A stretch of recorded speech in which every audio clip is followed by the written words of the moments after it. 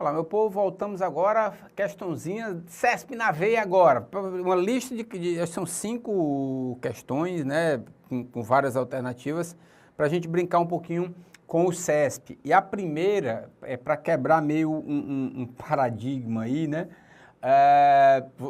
quem não escutou vai escutar agora, mas quem já escutou já vai agora ter uma nova ideia de como o CESP trabalha. Há um tempo, apareciam algumas questões e a maioria dos professores também comentava, a gente tinha isso como uma certeza, uma coisa imexível, certo?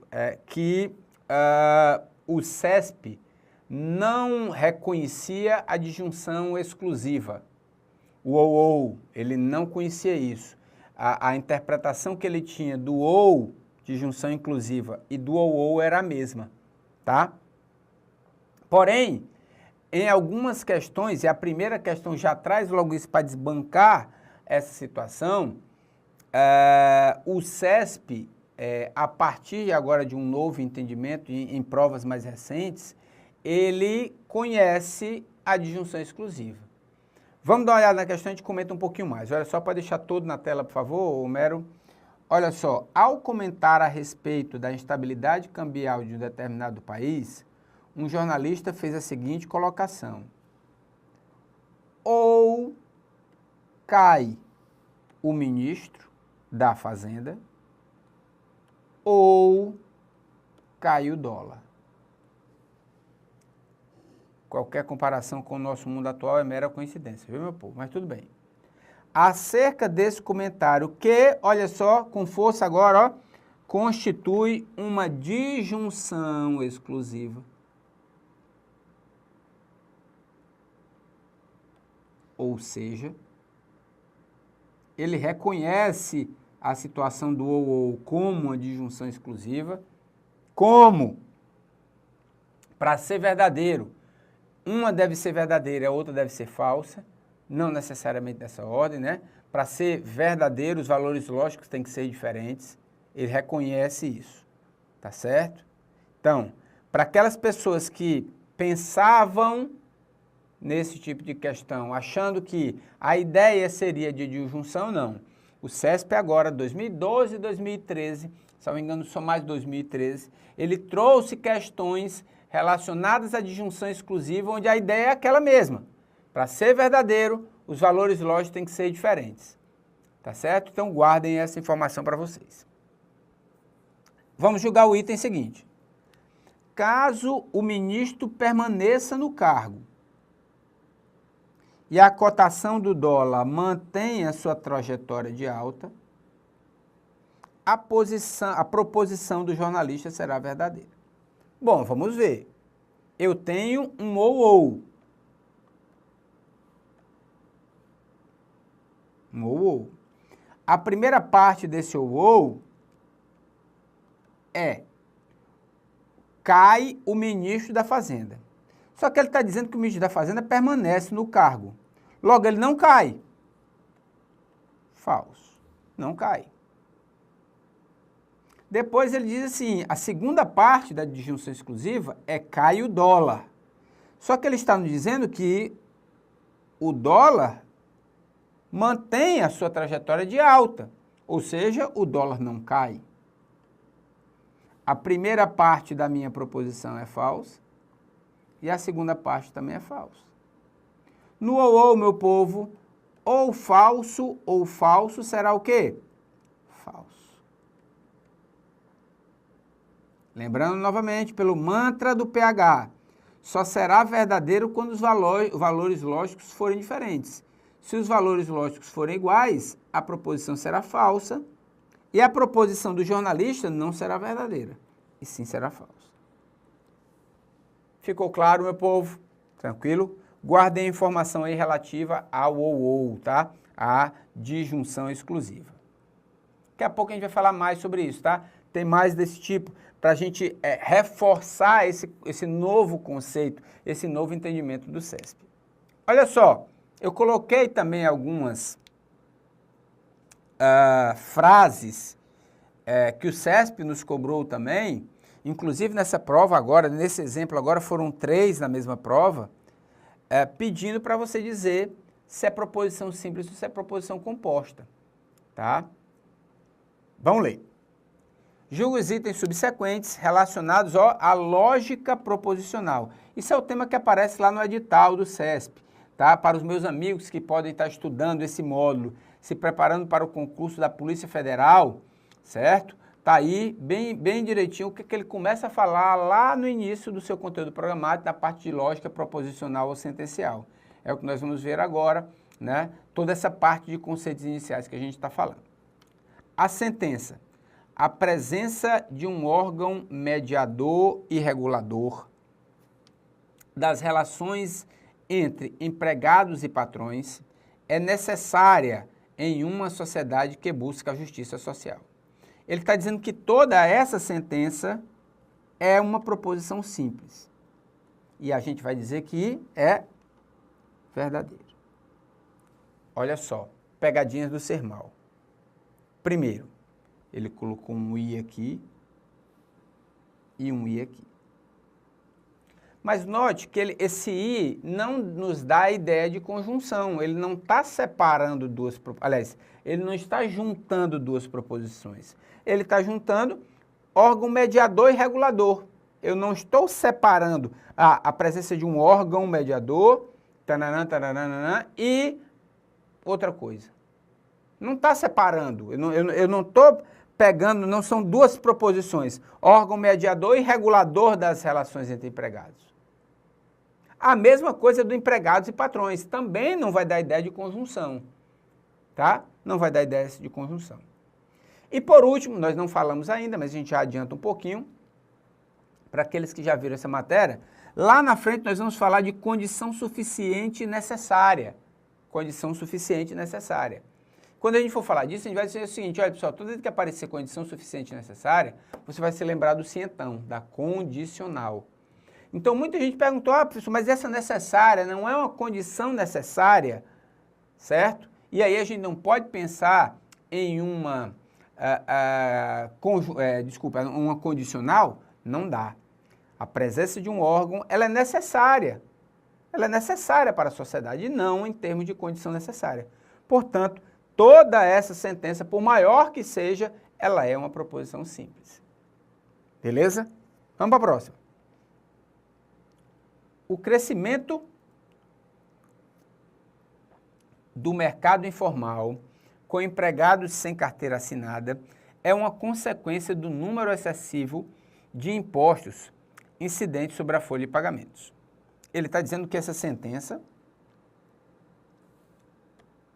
pode ser corretamente representada como uma proposição composta na forma P, se então que, em que P e Q sejam proposições simples convenientemente escolhidas. Meu povo, a ideia é que essa sentença você teria que transformar num se então. Um se então. Muita gente imaginou que, por aparecer consequência, e como o nosso se então tem antecedente,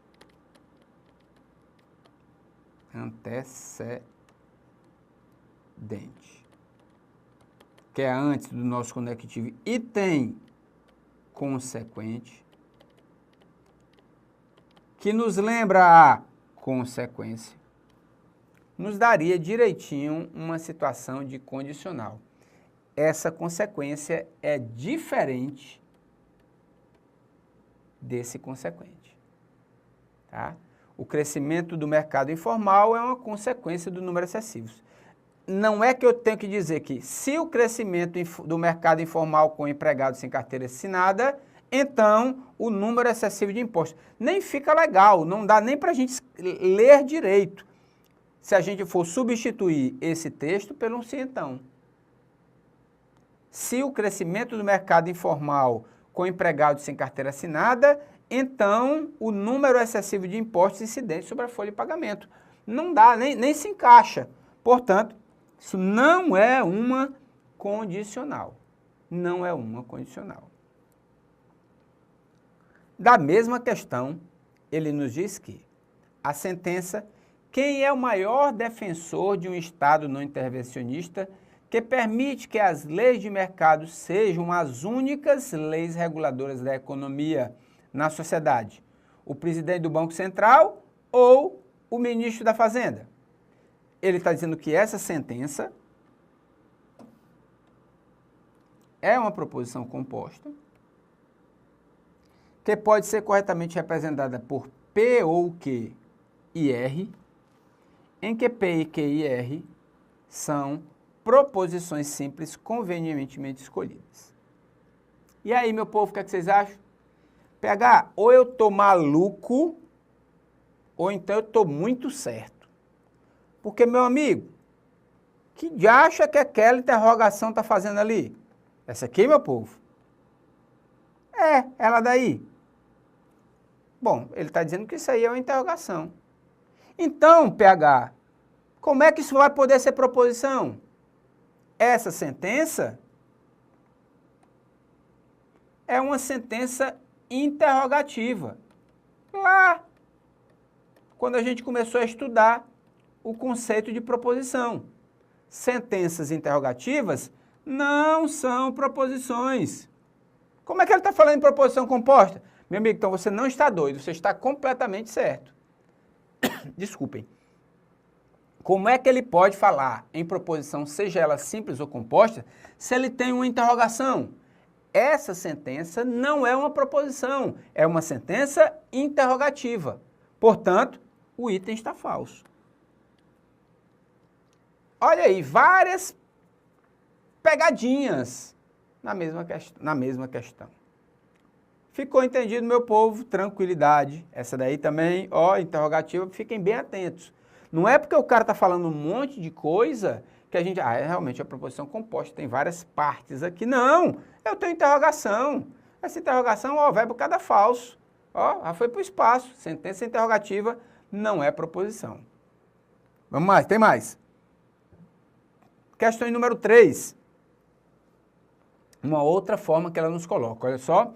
Considere que sejam verdadeiras as proposições Pedro Henrique não, vou marcar já, viu? Foi eliminado na investigação social.